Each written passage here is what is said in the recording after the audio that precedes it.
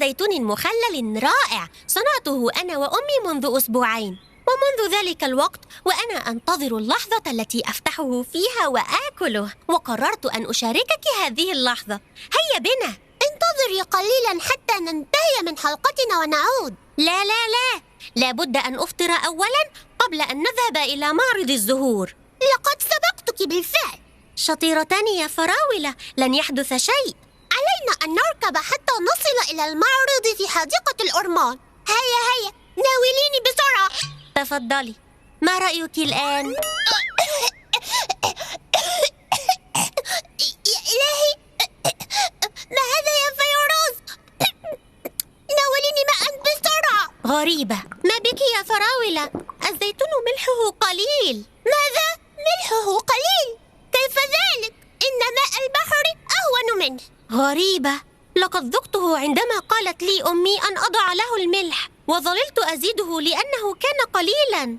لا أصدق عيني، كيف تأكلينه هكذا؟ حسنا يا سيدتي، إن لم يعجبك فاتركيه، أنا سآكله. إنه تحفة، لأني أنا من صنعته. عجيب عجيب عجيب عجيب. كوكب العجائب. ألو ألو، نعم يا فريد، كيف حالك؟ كيف حالك يا سفروت؟ ما الأمر؟ ألن تكون معنا في الحلقة اليوم؟ لا يا فريد، لا أستطيع أن أفوت مسابقة أجمل كعكة على كوكب العجائب. يا سفروت، لا تمزح، لابد أن تكون معنا. فراولة وفيروز تريدان مني أن ألف على كل زهرة في معرض الزهور لأصف للمستمعين شكلها ورائحتها، وأنا أعاني من حساسية تجاه الروائح النفاذة. أتشي!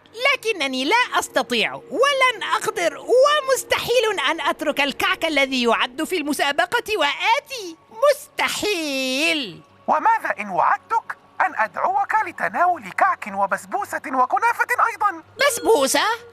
انتظر، دعني أفكر قليلا. لا، إذا كان الأمر كذلك فلا بأس. عجيب عجيب عجيب عجيب. كوكب العجائب. كفى زيتونني يا فيروز، البرطمان أوشك على أن يفرغ بالكامل. حسنا حسنا، آخر حبة زيتون سآكلها. هيا وصلنا، سنبدأ مباشرة حتى لا نتأخر. لكن أين فريد؟ لم يصل بعد، لقد أكدت عليه أن يصل قبلنا، فالمعرض كبير. حسنا، لنبدأ إلى أن يصل كي لا نتأخر عن موعدنا. أهلا أهلا بأصدقائنا الذين يستمعون إلينا من كل مكان. صباح الخير، صباح الورد والفل والياسمين الذي يحيط بنا. نحن اليوم نقدم لكم حلقتنا من معرض الزهور في حديقة الأرمان. لا أستطيع أن أصف لكم جمال وروعة ألوان الزهور والنباتات الخضراء وروعة أشكالها. الله، لا نزال عند بوابة الحديقة ورائحة الزهور تهف. ما أروع الانتعاش. أين هذه الرائحة يا فراولة؟ أنا لا أشم شيئا. معقول؟ كيف ذلك؟ إن الرائحة تملأ الجو يا فيروز. ما أجمل رائحة هذه الزهرة الجميلة. هيا لنعرف اسمها معا. أهلا بك يا سيدي. يا ترى ما اسم هذه الزهرة؟ اسمها زهرة الياسمين، والتي بجانبها اسمها ريحان. هل يمكننا زراعتها في البيت؟ نعم بالطبع، لكن لابد أن تتعرض لأشعة شمس كافية، وأن تسقيها باعتدال، ليس قليلا أو كثيرا. صحيح، فعلا لا نستعجل ونسقي النبات إلا عندما تجف التربة تماما. ممتاز، يبدو أنك ماهرة في الزراعة. هل ترغبين في المشاركة في المسابقة التي ستقام بعد ساعة؟ ربما تفوزين بالجائزة. نعم بالطبع.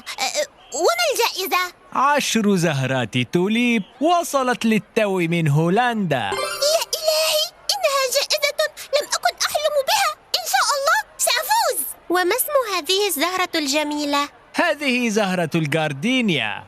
ليست لها رائحة؟ كيف ذلك؟ ألا تشمين رائحتها؟ وهذا النعناع هل هو بلدي؟ أنقذيني يا فراولة، أنا عطشانة جدا والدنيا تدور بي. فيروز! عجيب عجيب عجيب.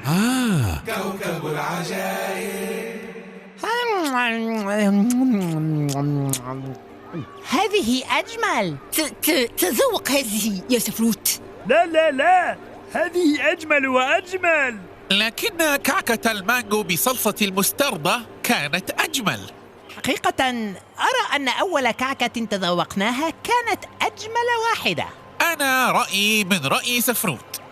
تعرف يا سفروت، أجمل شيء هذا اليوم هو أنك انضممت إلى لجنة التحكيم. كنا بحاجة إلى ذوقك في الطعام الحلو. شكرا جزيلا، شكرا يا شيفات. كان لابد أن أقوم بالواجب بعد أن اعتذر الشيف ملعقة. أنا أيضا لا أعرف ما الذي أصابني منذ الصباح.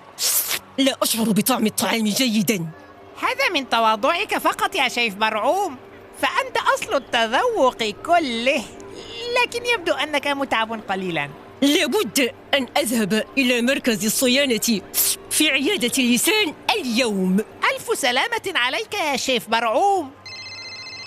يا إلهي، إنه فريد البسبوسة، لقد نسيت تماما. ألو نعم يا فريد. ألو يا سفروت. شيء. الحمد لله. أين أنت؟ أنا على باب الحديقة. أنا على باب الكعكة، أقصد على باب التوك توك. آتيك فورا، لا تقلق أبدا. ابقى مكانك فقط 10 دقائق بالضبط. عجيب عجيب. كوكب العجائب. جيد أنك هنا يا فريد، لكنك تأخرت كثيرا. هيا ادخل وأكمل اللقاءات والأسئلة لأن فيروز مريضة. ماذا بها فيروز؟ لا أعلم، سنأخذها إلى الطبيب. ها هي والدتها وصلت. هيا ادخل يا فريد. أصحابنا الذين يسمعوننا في كل مكان، الحمد لله. معذرة يا جماعة، نكمل معكم أجمل تغطية لمعرض الزهور. أهلا بمعجزات